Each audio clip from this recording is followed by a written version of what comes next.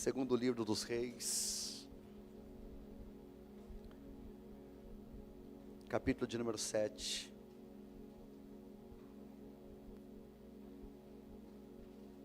Segundo livro dos Reis, os reis de Israel, capítulo de número 7.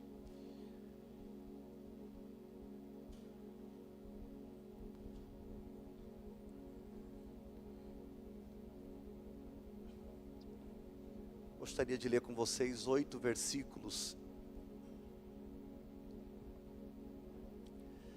Segundo livro dos Reis, capítulo 7.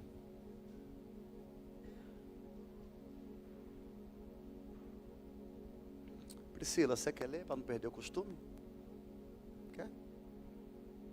Em casa.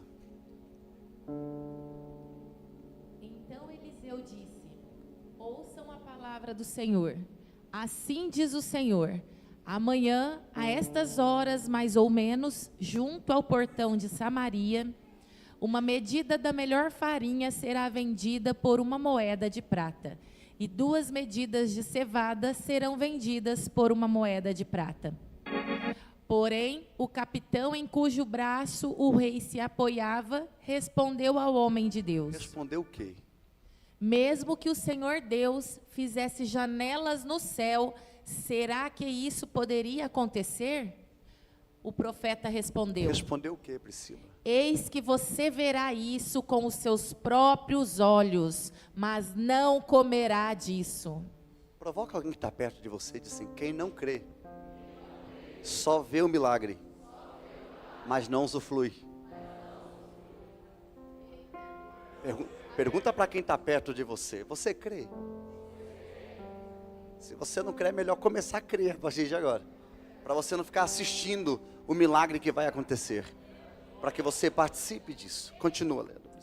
4 homens leprosos. Segura. Quantos homens?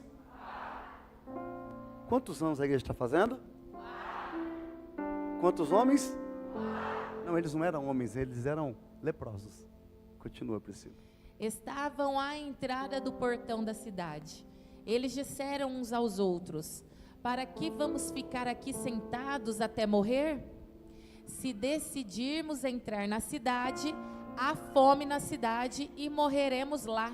Se ficarmos sentados aqui, também morreremos. Vamos então para o arraial dos sírios e nos entreguemos a eles. Se nos deixarem viver, viveremos. Se nos matarem, apenas morreremos. Ao anoitecer, eles se levantaram para ir até o arraial dos sírios. Quando chegaram às imediações do arraial, eis que lá não havia ninguém. Por quê? Porque o Senhor tinha feito com que no arraial dos sírios se ouvisse um ruído de carros de guerra e de cavalos, e o ruído de um grande exército. De maneira que disseram uns aos outros: eis que o rei de Israel contratou os reis dos heteus e os reis dos egípcios para virem contra nós. Por isso, ao anoitecer, eles se levantaram e fugiram, abandonando as suas tendas, os seus cavalos e os seus jumentos, e deixando o arraial como estava. Fugiram para salvar a sua vida. 8. Assim, quando aqueles leprosos chegaram às imediações do arraial, entraram numa tenda, comeram e beberam. Depois levaram dali prata, ouro e roupas. Então se foram e esconderam tudo. Voltaram, entraram em outra tenda e dali também levaram o que havia e esconderam. Vai, lê o 9. Então disseram uns aos outros: não é certo o que estamos fazendo. Este dia é um dia de boas novas e nós nos calamos. Se esperarmos até a luz da manhã, seremos tidos por culpados. Vamos agora mesmo anunciar isto no Palácio Real. Vai. Assim, eles foram e gritaram para os porteiros da cidade, O quê? anunciando o seguinte: fomos ao arraial dos sírios e lá não vimos nem ouvimos ninguém. Encontramos apenas os cavalos e os jumentos amarrados e as tendas como estavam. 11. Então os porteiros gritaram e fizeram anunciar a notícia no interior do Palácio Real. Quem entendeu até aqui diz amém. Só ouça o versículo 12 para você sentar dando glória. Vai. O rei se levantou de noite e disse a seus servos: deixem que eu explique a vocês o que os sírios nos fizeram. Eles sabem que nós estamos famintos.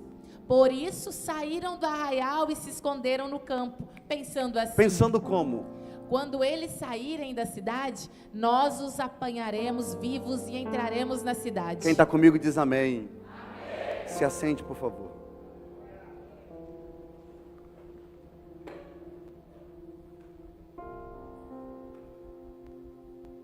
Meus irmãos,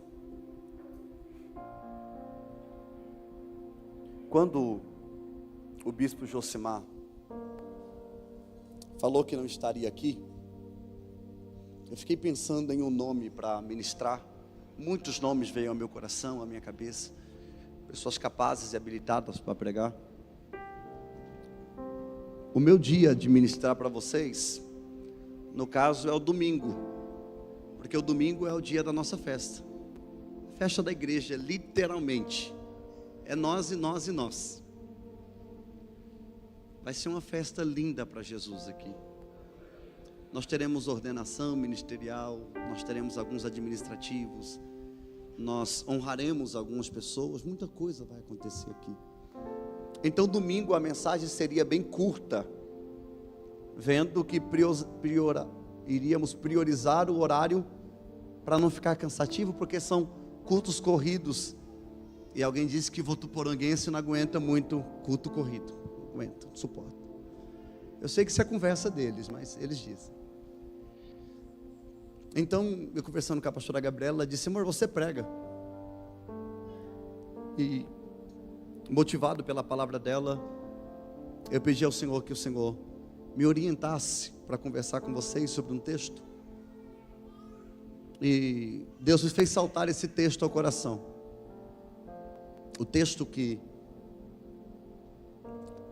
está no segundo livro dos Reis, onde lemos, a Bíblia nos conta que Samaria estava totalmente cercada, e isso é consequência de desobediência. Há uma frase que nos acompanha aqui nesse ministério que é: quem quebra o princípio é quebrado por ele. Se você quebra o princípio, você será quebrado pelo princípio que você quebrou. A Bíblia diz que Samaria estava cercada. Eu falo isso quase todas as mensagens, mas eu gosto sempre de lembrar a vocês que Israel, as 12 tribos, os 12 filhos de Jacó que viraram as 12 tribos, os únicos reis que reinaram sobre as 12 tribos foi Saul, que na verdade era um capitão, Davi e Salomão. A Bíblia diz que Salomão, quando morre, os 2 filhos dele vai dividir a nação em 2 partes.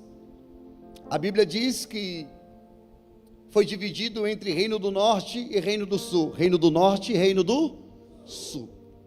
No Reino do Norte, como a sua capital, em Samaria, estava 10 tribos. E no Sul, com a sua capital em Jerusalém, estavam 2 tribos, Judá e Benjamim. Vale lembrar que é dessas 2 tribos que a promessa de Deus está inserida, porque Cristo vem da tribo de Judá. Então, os judeus se eternizam em Judá, na descendência de Judá, pela qual vem o Cristo. Por isso são chamados de judeus. Eles eram chamados de israelita por causa de Jacó, mas agora eles são chamados de judeus por conta da tribo de Judá.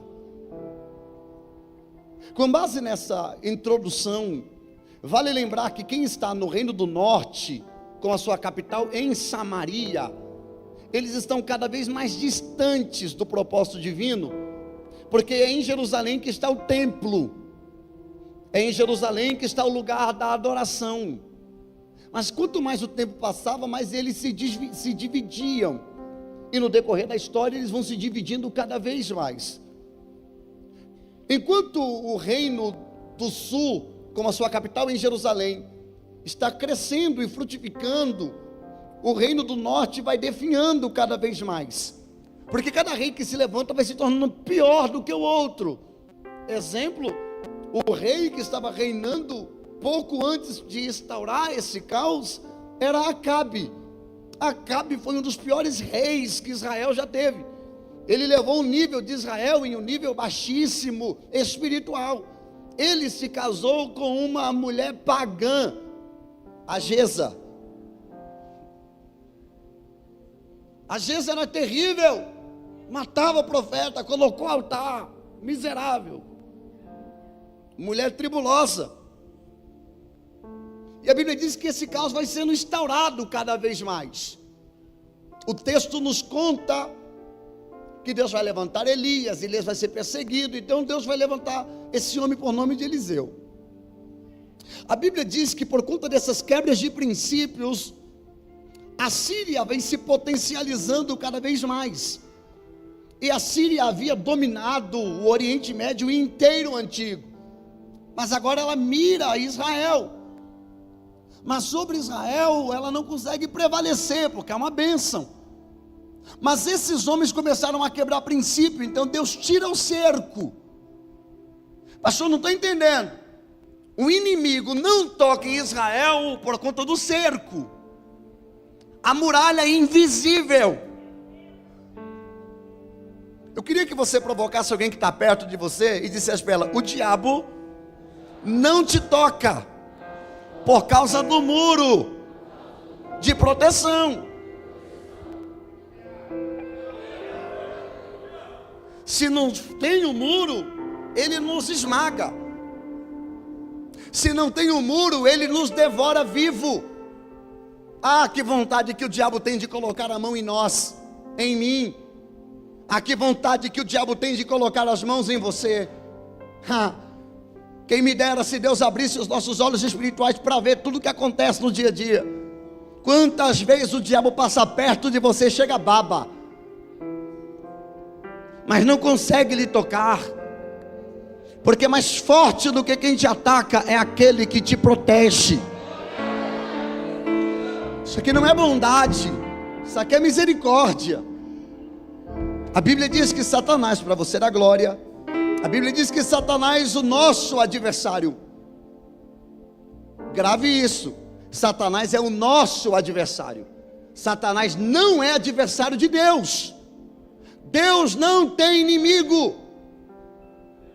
Eu vou de novo. Deus não tem inimigos. Satanás não é inimigo de Deus. Satanás é nosso inimigo. Deus não tem inimigos. Ele é criador. Satanás é criatura. Não existe guerra entre criador e criatura. O diabo não tenta contra Deus. Não tem guerra, não existe. Satanás, quando planejou o plano de sentar acima do trono de Deus, ele pensou que Deus ia sair do trono, vestir uma couraça de justiça, pegar uma espada na mão e guerrear contra ele. Mas não faz sentido. Deus vai liberar uma palavra. A Miguel, ao arcanjo, vai lá, para você dar um glória agora, tá? O nome Miguel significa ninguém é igual a Deus. Satanás nunca duelou contra Deus. Esse duelo não acontece. Deus já venceu a guerra. Tem 3 mãos levantadas, eu vou de novo. Deus já venceu a guerra. Essa guerra está vencida. Então Satanás é o nosso adversário. É o que Pedro está dizendo. Natanael, Satanás, o vosso adversário, está ao vosso derredor, bradando como um leão, procurando a quem possa tragar. Por que Satanás está ao derredor? Pastor, o que é derredor? Derredor é em volta do redor. Satanás não está ao redor, Satanás está ao derredor.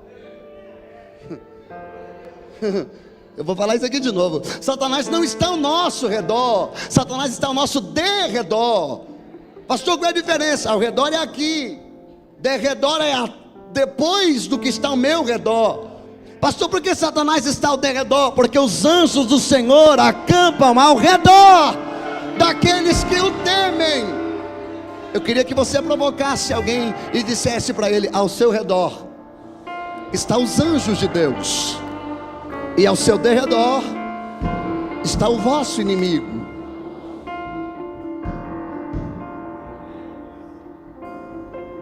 E por que Satanás não nos toca?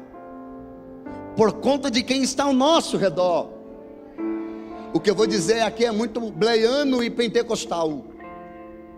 Pastor, porque às vezes o diabo nos toca. Um dos motivos principais se chama brecha. Isso aqui é penteca. Isso aqui tem que ter pelo menos 10 anos de crente para entender isso aqui. Você abriu brecha, vaso. Hã? Sentiu ou não? Deu até um aqui, ó. Abriu brecha, vaso. É por essa brecha que ele entra.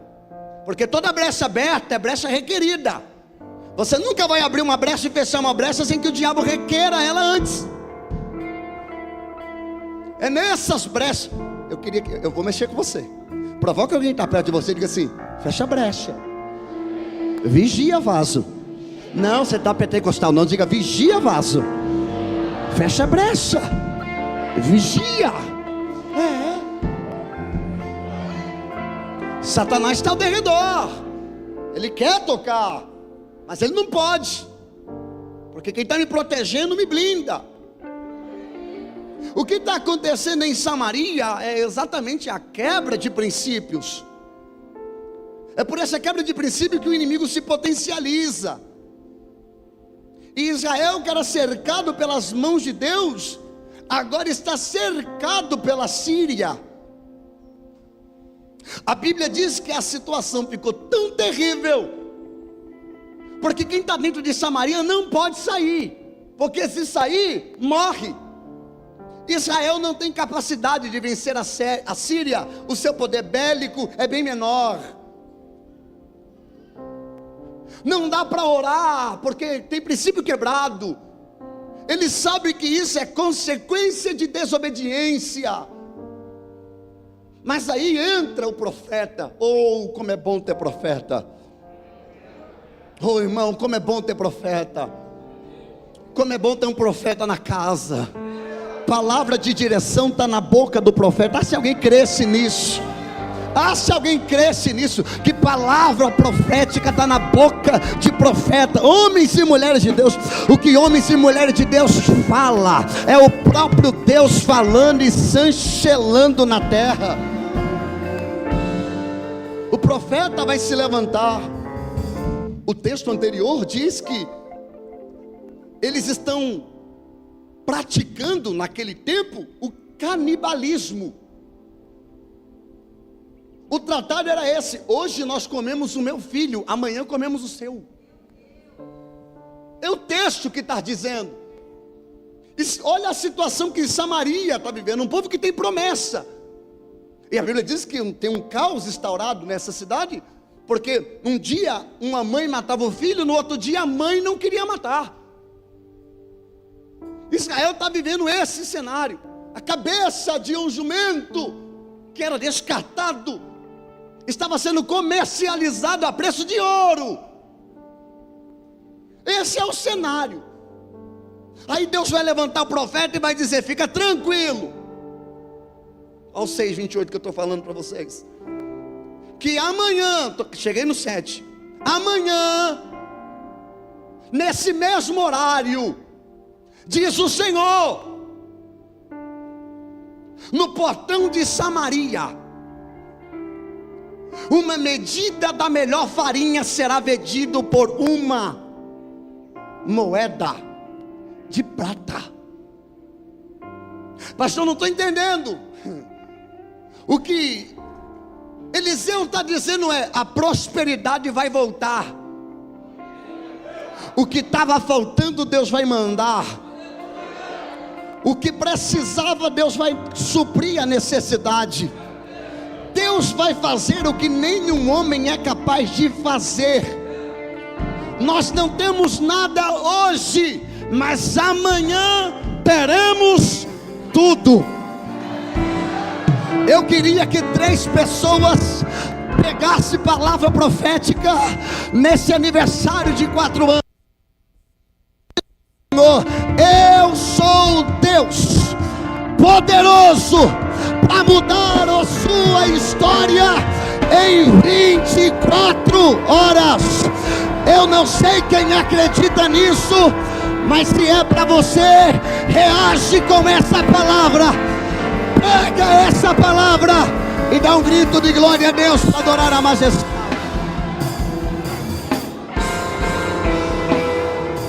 Levante a mão direita ao céu. Coloque essa mão no ombro de alguém. De preferência que ele seja pentecostal. Se não for, se ele tiver com cara feia, tira, porque isso aí morde. Mas se ele estiver feliz, pega no ombro dele, sacode ele com vontade e diga assim: Deus pode mudar a sua história em 24 horas. Deus pode mudar o seu cenário em 24 horas. Deus pode mudar a sua vida. Eu estou pregando para alguém aqui. Alguém está crendo? Alguém? Deus pode mudar a sua história em 24 horas. Eu estou sentindo o peso da palavra. O espírito de profecia está falando ao meu espírito. Eu preciso liberar essa palavra de olhos abertos para ver quem recebe esta palavra. Assim diz o Senhor: eu já liberei esta palavra e eu já proibi. 2025 virá 2026 antes que eu faça uma virada na sua história. Tem alguém para acreditar nisso? Reage com a palavra.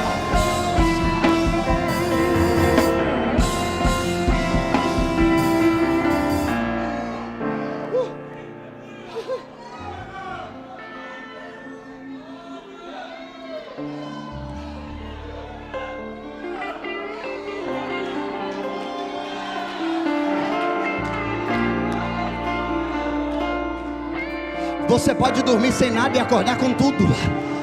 Você pode dormir não tendo e acordar tendo. Eu estou liberando. Você pode dormir enfermo e acordar curada. Você pode, olha alguém ali, olha alguém de pé ali. Você pode estar passando a pior fase da sua vida, mas em 24 horas Deus pode mudar.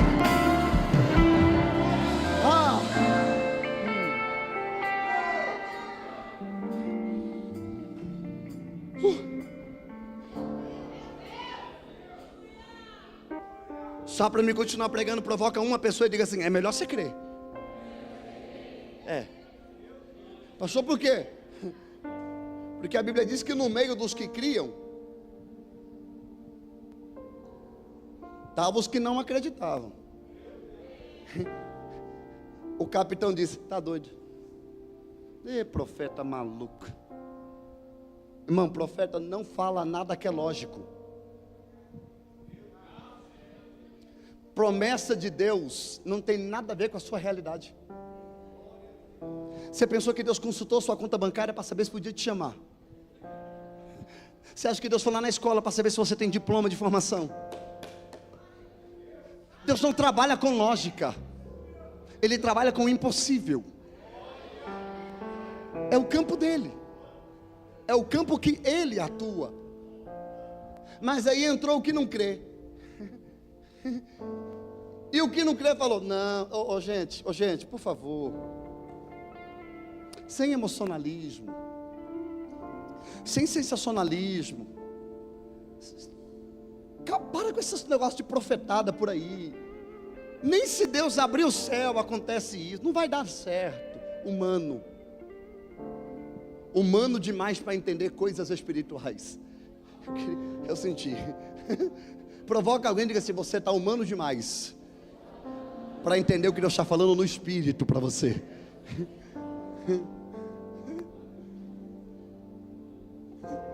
Deus chega para um cara que não tem nada e diz: eu vou te enriquecer.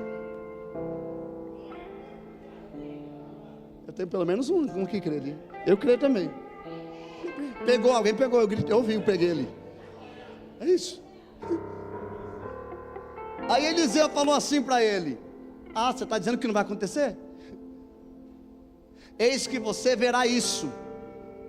Você vai ver.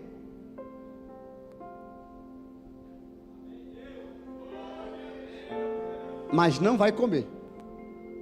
Você vai ver comendo. Mas não vai comer. Você vai sentir vontade de comer, mas não vai comer. Você vai sentir um cheiro, mas não vai comer. Você vai ver a alegria de alguém, mas não vai comer. Porque quem não crê no que Deus está falando não é digno de viver o milagre que Ele está liberando. Eu queria que você pegasse a mão de alguém. Você pode, se não for ferir sua ética, tem intimidade, pega a mão dele, aperta a mão dele até você sentir os ossos dele estralando, e ele dá um grito de glória a Deus. Isso, segura, se preocupa não. Crente pentecostal está acostumado a sentir dor. Isso, segura a mão dele, continua segurando as mãos dele, olha dentro dos olhos dele e diga assim: é melhor você crer. Diga para ele: é melhor você crer. Agora olha dentro dos olhos dele e diga assim: a maneira que você reage à palavra que é liberada do altar diz muito o quanto você acredita que vai viver dessa palavra. Então faz assim: se você crê pouco, reage pouco. Se você crê mais ou menos, reage mais ou menos. Agora, se você crê muito, reage muito, porque amanhã, esse horário,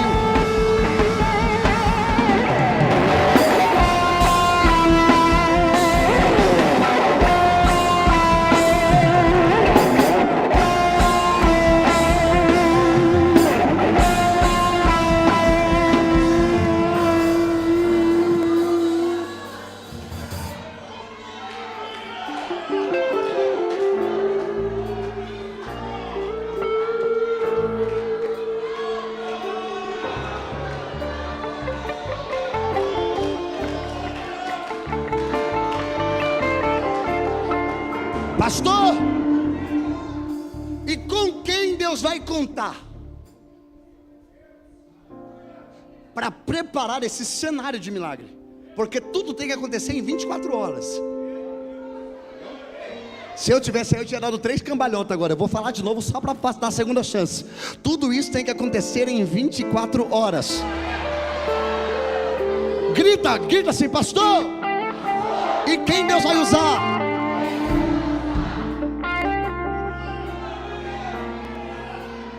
Deus vai usar improváveis, porém disponíveis. De que vale um provável indisponível? Nada. Vale mais um improvável disponível do que um provável indisponível. Anota, porque eu sempre digo essa frase e eu estou te dando a chance de você anotar ela. A perseverança vence o talento, sempre que o talento não se esforça. Vale mais um esforçado sem talento do que um talentoso relaxado. E Deus está dizendo: eu tenho um milagre para realizar em 24 horas. E com quem o Senhor vai contar? Com quem está disponível.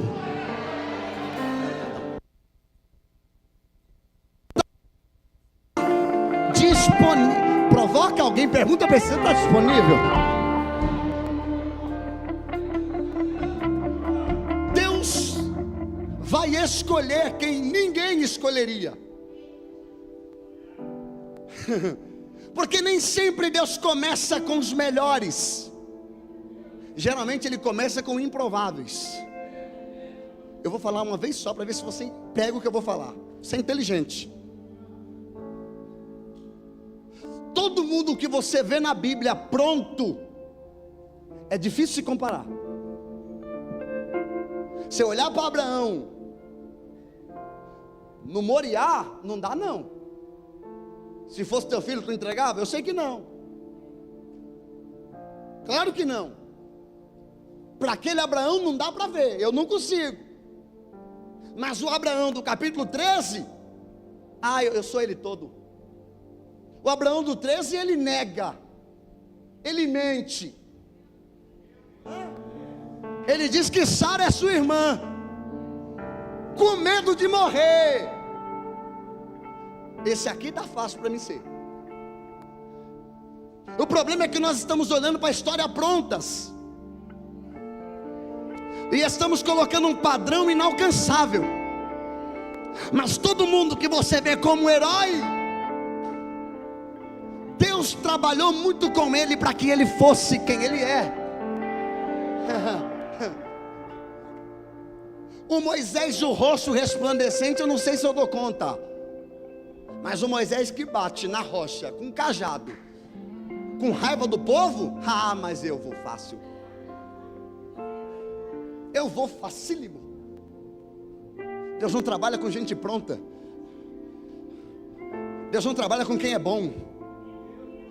Deus trabalha com quem é improvável. Quatro leprosos.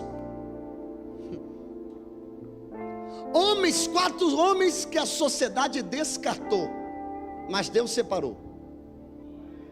O texto diz que esses homens eram leprosos. Eles eram o quê? Gente, olha o cenário que Deus vai se apropriar para fazer o milagre. O cenário é de fome extrema, escassez total, povo desesperado, cidade trancada, situação humana irreversível. Todo mundo está cercado. Mas no meio disso tem 4 homens leprosos. E só de falar isso aqui já é pesado.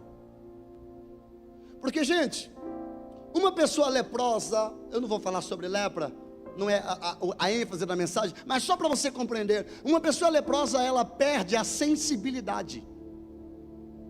As suas cartilagens caem, fica insensível.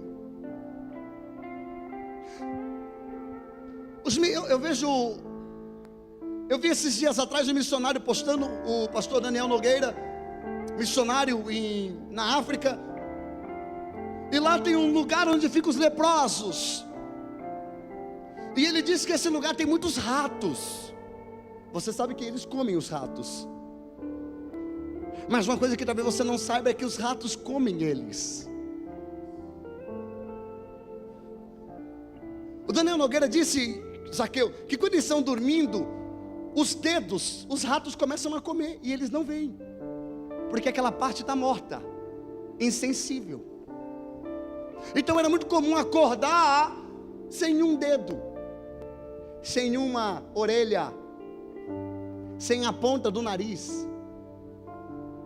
Toda parte que tem cartilagem cai, as unhas caem, o corpo apodrece, o cheiro é insuportável. Um leproso, ele fica totalmente descartado, largado. O leproso, ele é totalmente imperfeito. Eu queria desenhar um cenário aqui para você conseguir imaginar essa cena, para fazer sentido. Imagina 4 leprosos, quem sabe um sem a ponta do nariz, o outro sem uma orelha, o outro sem a mão. A Bíblia não conta como eles estavam, mas eu imagino uma cena. Pensa, 4 zumbis, despedaçando, caindo, mal consegue andar, não tem força nas pernas. Eles são a escória da sociedade. Quando você lê Levítico, capítulo de número 13, e o capítulo de número 14, vai falar exatamente sobre o leproso. Por exemplo, o leproso, ele tinha uma impureza, ele estava impuro, sujo. Segundo, o leproso tinha que estar isolado, isso significa fora do arraial. Ele não tinha acesso com a família, ele não tinha contato com parente, ninguém chegava perto dele. Se ele chegasse em um ambiente onde tinha pessoas, ele era apedrejado. A mitzvot diz que o leproso, quando ele chegava na cidade, ele tinha que colocar a mão na boca e gritar: leproso, leproso, leproso, para que as pessoas se afastassem. Além de viver num lugar distante, um lugar isolado, rejeitado pela sociedade, incapaz de se curar sozinho, sem acesso com a comunidade. Para piorar, vai piorar. Olha aqui, o leproso, quando era diagnosticado com lepra através do sacerdote, a sua roupa era queimada, os seus pertences eram queimados, a casa dele, Lucas, era queimada, o reboco era tirado, e se depois de 7 dias a lepra continuasse, a casa era demolida. Então ele não tinha casa, não tem família, não tem filhos, porque a lepra tira tudo. Não se pega roupa de leproso e se dá de presente, porque quem usa roupa de leproso fica leproso também. Devagar para não dar climão. Já deu. Mas provoca alguém e diga assim: cuidado com os presentes leprosos. Pastor, o que é presente leproso? É aquele presente que ele é bonito, mas está contaminado. E quando você recebe ele, junto com ele vem uma chateação, uma frieza, um desânimo, uma vontade de sair da igreja, uma vontade de desviar. Presente leproso. Tem presente que só vem para contaminar. Mas a ordem da mitzvot é essa: as roupas têm que ser queimadas, a casa tem que ser queimada. Ele é impuro, ele está isolado, ele está em rejeição, ele tem que andar sozinho. Espiritualmente, a lepra representa o pecado, que divide, que corrói, que destrói, que isola. A lepra é contagiosa. Mas o que eu acho lindo nesse texto é que esses 4 leprosos, eles tiveram uma sacada maravilhosa. Eles olharam um para o outro e disse: gente, a barriga está como? Aqui está mal. Faz tempo que eu não como nada. E tu? Eu estou leproso, mas não estou morto. Estou com fome. E você? Eu também. Se nós ficarmos aqui, vai acontecer o quê? Nós vamos morrer. Já está ruim. Se nós formos lá, eles nos matam. Mas aqui é certeza que vão morrer. Lá, talvez.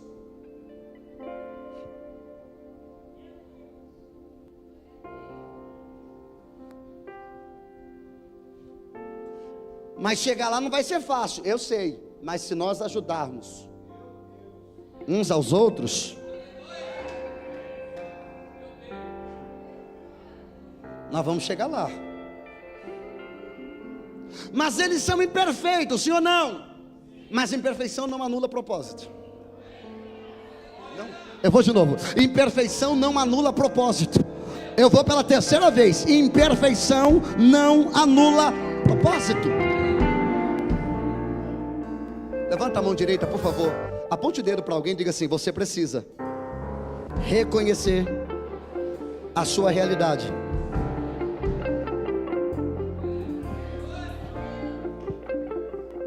assim, se ficar vai dar ruim. Se nós formos, talvez dê bom, mas talvez dê ruim também. Mas aqui é certeza de dar ruim. O que nós precisamos fazer? Não podemos ficar parados. Nós precisamos fazer alguma coisa. Fazer o quê? Se movimentar em direção do lugar que tem o que nós precisamos. Eles não eram militares. Então o que eles estão indo? Eles estão dando um passo de fé. Um passo de? Não, me ajuda. Um passo de? Qual é a chance disso dar certo, pastor? Mínima. Humanamente falando, mínima.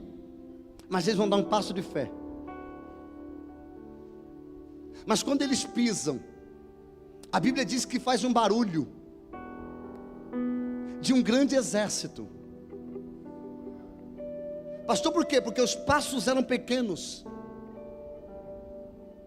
mas eles serviam a um grande Deus. E quando eu sirvo a um Deus grande, os meus passos podem ser pequenos, mas o milagre será inexplicável. Eu queria que você provocasse alguém e dissesse assim: você precisa tirar o medo e se movimentar.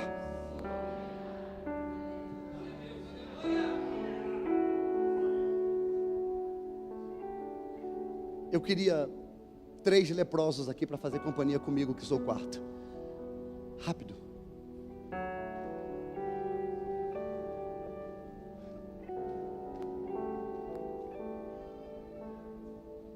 Vocês é corajoso, hein? Ô, gente, imagina a cena. Um exército lá de fora e 4 improváveis. Um mais quebrado que o outro. Juntando os 4, não dá um.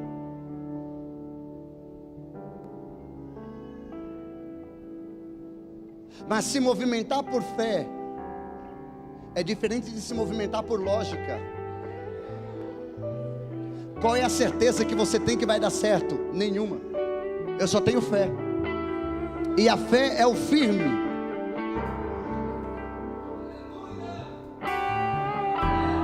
Provoca alguém e diga assim: se você precisa ver para crer, não é fé. Fé é o que eu não vejo, mas eu creio. Bem devagar, bem baixinho. Tiago, nós vamos precisar dessa bateria agora. Porque enquanto eles estão andando, Tiago, direita e esquerda. Você sabe que é direita, né, João? Devagar. Quando eles decidiram ir, quando eles decidiram se movimentar, a chance era mínima. Mas eles estão capencando, caindo, um apoiado no outro.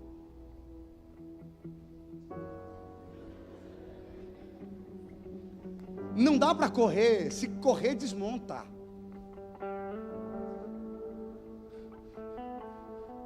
A cena é de um exército fracassado. Quando eles começam a andar,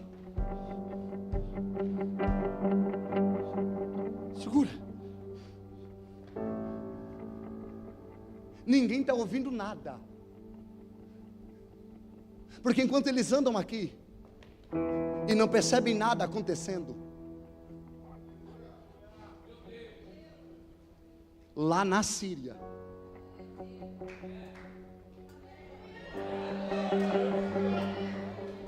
os mesmos passos.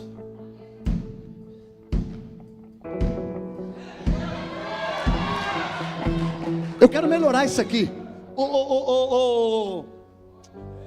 Que raiva, esqueci seu nome. Fabrício. Eu sou dislexo. Fabrício. Som de guerra, Fabrício. Tem guerra aí? Deixa eu ver se não, isso não é guerra, Fabrício. Que guerra é essa, Fabrício? Não, Fabrício, Essa é a música que a minha sobrinha brinca de boneca. Guerra. Fabrício, olha aqui nos meus olhos verdes, Fabrício. Fabrício, olha aqui nos meus olhos, Fabrício. Fabrício, olha aqui nos meus olhos, Fabrício. Guerra, Fabrício. Deixa eu ver o que é guerra para você, Fabrício.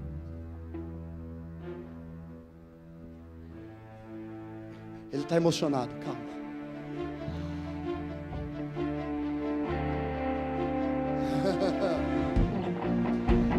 Oh my God. Segura, Fabrício. É isso, Fabrício. Segura, Fabrício. Segura. Ah, que raiva. Corta isso aí depois. Enquanto eles pisavam e aparentemente não acontecia nada,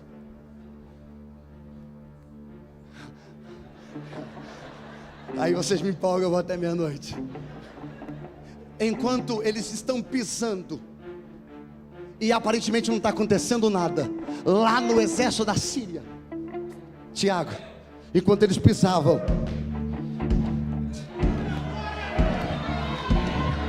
algo estava se movimentando. Eu estou profetizando para quem está de mão levantada. Parece que não está acontecendo nada. Parece que você só está dando glória. Parece que você só está pulando. E alguém acha que você está no show. Mas assim diz o Senhor: enquanto você pisa,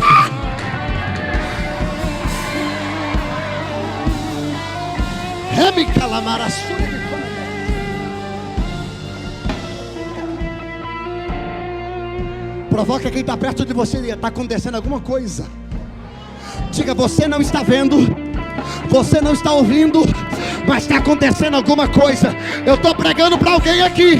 Você não está vendo, você não está ouvindo, mas assim diz o Senhor: enquanto 4 anos vocês marcham, eu estou entrando onde você não pode.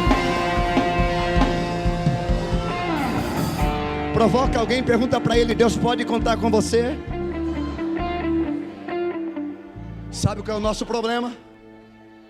É que nós estamos achando que isso é sobre nós. Sabe o que Deus precisa, Edu? De alguém que tenha coragem.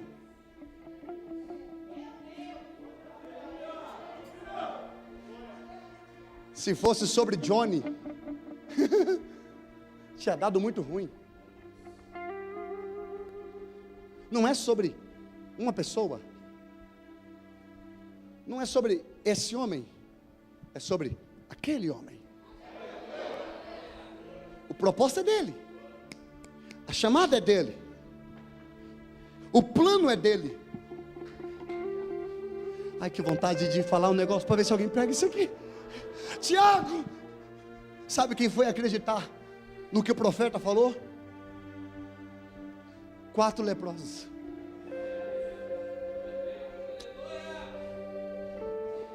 O que adianta não ter lepra, mas também não ter fé? O que adianta não ter lepra, mas também não ter coragem? O que adianta não ter lepra, mas também não ter disposição? O que adianta não ter lepra, mas também não acreditar? Eu não sei quanto tempo eles demoraram, mas eu sei que aconteceu em menos de 24 horas. Eu vou falar de novo, que eu vi que meia dúzia de gente pegou.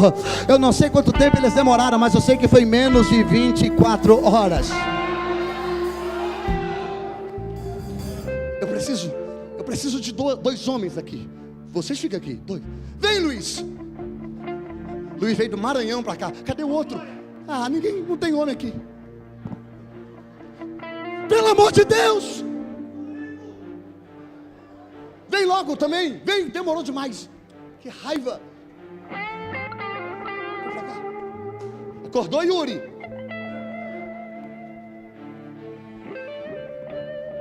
Vem mais um aqui para fazer um leproso aqui. Vocês ficam aí. Ah, que demora. Ah, que raiva, que raiva. Vamos, Daniel, vamos. Daniel, corre. Vem mais gente, vai pro time de lá. Ah, porque como eu quero ser entendido hoje, Tiago. Segura os braços do outro aí. Enquanto direita e esquerda, Daniel, você estava prestando atenção, Daniel? Direita e esquerda, você assumiu o lugar, então encena direito, Daniel. Olha a tela. Maravilha. Estamos no deserto. Vocês não estão com cara de leproso, isso me dá raiva. Faz cara de leproso. Quebra aí, quebra. Isso. Aqui está o exército, vocês são fortes. Isso. Cadê a espada? Cadê a espada? Pega a espada. Isso. Eles estão com a bola toda, porque eles têm espada. Um exército, 4 leprosos. Enquanto eles vão caminhando, direita e esquerda.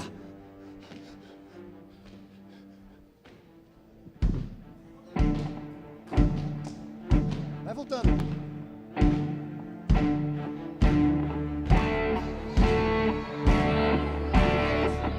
O que é isso?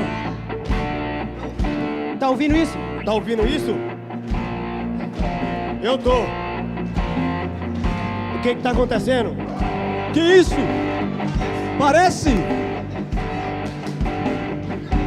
Que o rei de Israel, parece que o rei de Israel conseguiu um exército para ganhar essa guerra.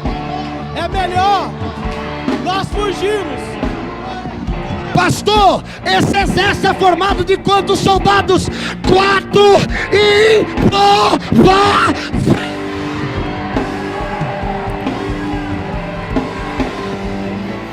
Levante as suas mãos aos céus. Assim diz o Senhor: o teu inimigo pode ser grande, mas eu sou maior do que ele.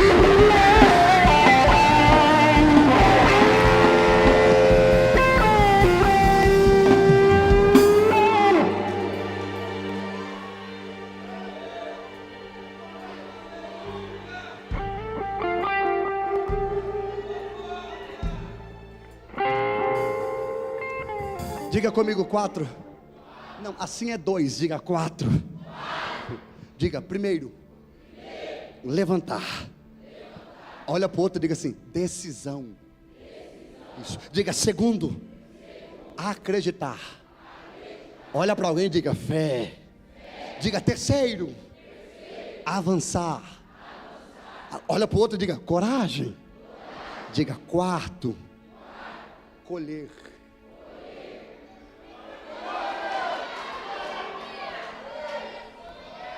E para colher você precisa movimento.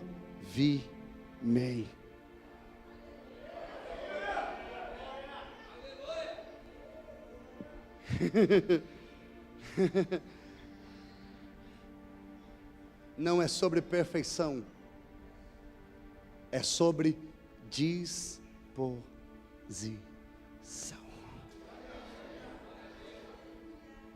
A lepra não anulou o chamado.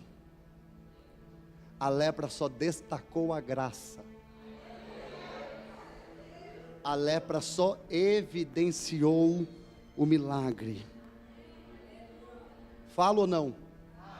4 imperfeitos mudaram uma nação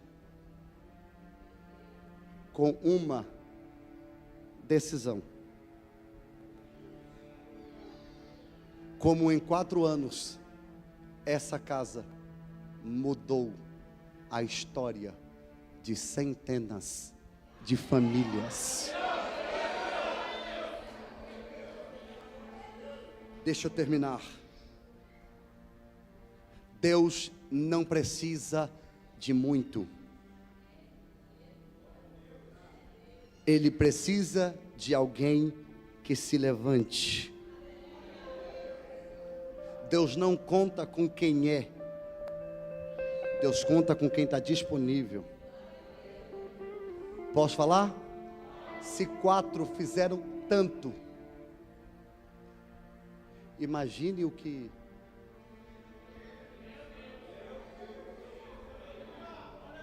nós juntos conseguimos fazer. É um exército de imperfeitos, sim ou não? É um exército de imperfeitos, sim ou não? Mas o milagre começa quando improváveis decidem acreditar, não na sua força. Eu preciso falar isso aqui, para mim já fechar essa mensagem. Eles não esperaram ser curados para fazer.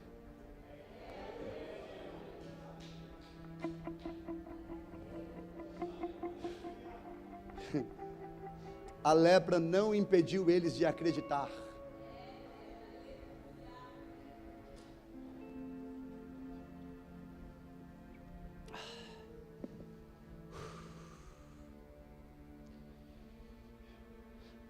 A lepra representa o que para nós? Não há relato bíblico que eles foram curados da lepra. Há relato bíblico que Samaria inteira foi abençoada através dos 4. Eles não foram curados. Eles foram usados. Ainda com a sua imperfeição, usados por alguém que era perfeito, que usou imperfeitos. Sabe quem venceu essa guerra? Deus. Sabe quem Deus usou? 4 improváveis. Sabe quem salva? Deus. Mas sabe quem Ele usa? Improváveis. Sabe quem cura? Deus. Mas sabe quem Ele usa? Improváveis. Sabe quem purifica? Deus. Mas sabe quem Ele usa? Improváveis. Sabe quem batiza com o Espírito Santo? Deus. Mas sabe quem Ele usa? Improváveis. Sabe quem salva a sua família? Deus. Mas sabe quem Ele usa? Improváveis. Sabe quem faz crescer a igreja? Deus. Mas sabe quem Ele usa? Improváveis. Sabe quem sustenta essa igreja? Deus. Mas sabe quem Ele usa? Improváveis. Sabe quem prega nessa igreja? Sabe quem sustenta essa igreja? Deus. Mas sabe quem sustenta ela? São nós que somos os improváveis, através das nossas contribuições. E eu quero liberar essa palavra para alguém que está aqui. Deus está dizendo: eu não estou esperando você ficar perfeito, eu estou esperando você ficar disponível. Vou de novo, eu não estou esperando você ficar perfeito, eu estou esperando você ficar disponível.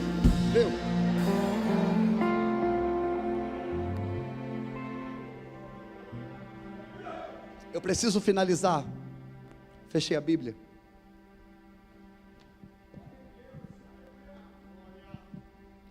Um exército de 4 leprosos.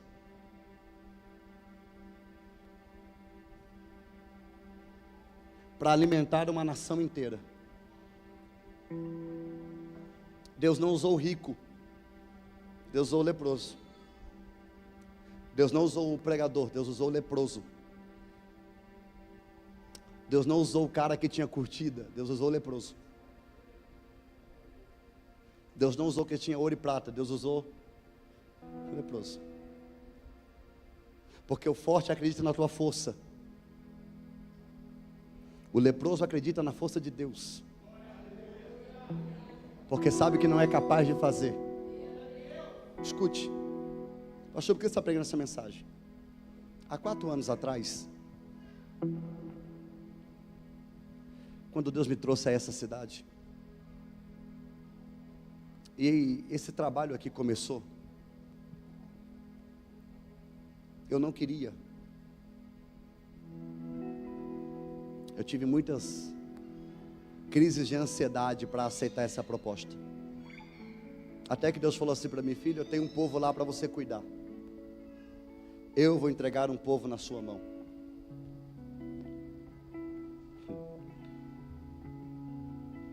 Quando a igreja começou, só chegava gente boa.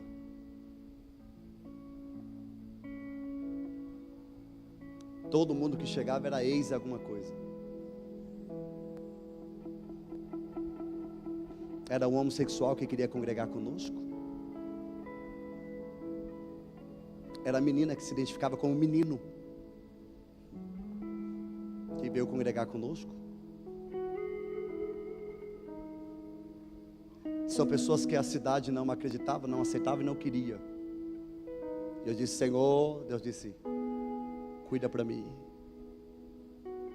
Eu vou levantar um exército. Não de gente que merece, mas de gente que ninguém mais acredita.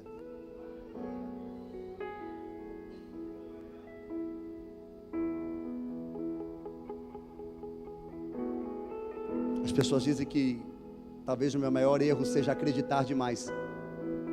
Fazer o que? Eu acredito em pessoas. Há um tempo atrás, uma família me procurou.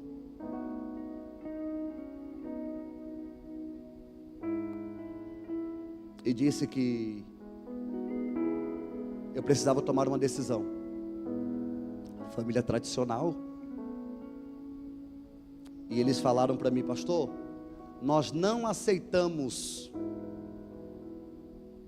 obreiro que está assim na igreja.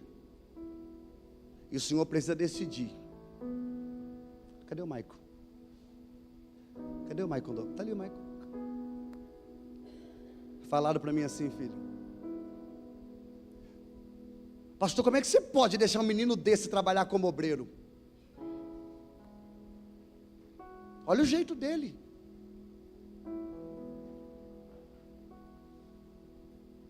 Esse menino precisa ser liberto.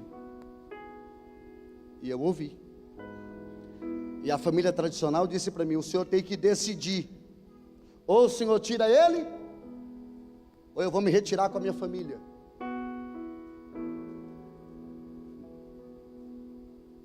E eu disse carinhosamente para a pessoa: você tem o estereótipo perfeito do hipócrita religioso. Qualquer igreja te aceita. Você decide para onde vai e todo mundo te aplaude, porque gostam do seu tipo hipócrita. Mas não tem igreja para o Maicon aqui. Então eu vou pastorear ele.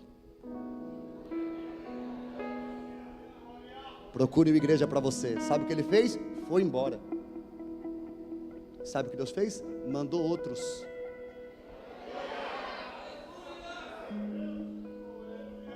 Que também não se acham dignos da graça que usufrui. Até porque graça é favor imerecido. A lepra está dentro de nós. Eu vou de novo. A lepra está dentro e não adianta fazer carinha de santo para mim não. Eu sei. Eu nem preciso te revelar. Está aí, porque está aqui, ó. O que me deixa aqui em cima não é porque eu mereço, é uma graça. Eu queria que você desse, faça um panorama, dá uma olhada para quem está perto de você. Identificou algum leproso aí? É isso. É isso. Mas sabe o que você está precisando? Você está precisando se olhar um pouco mais no espelho. Porque o espelho é o único que tem coragem de falar na tua cara sem ter medo de ser quebrado. Lewis, ele disse: se você não é a pior pessoa que você conhece, você precisa se conhecer melhor. Eu vou de novo. Lewis disse que se você não é a pior pessoa que você conhece, você precisa se conhecer melhor. Quantos leprosos tem aqui? Diz amém. Amém. Esse é o exército. A diferença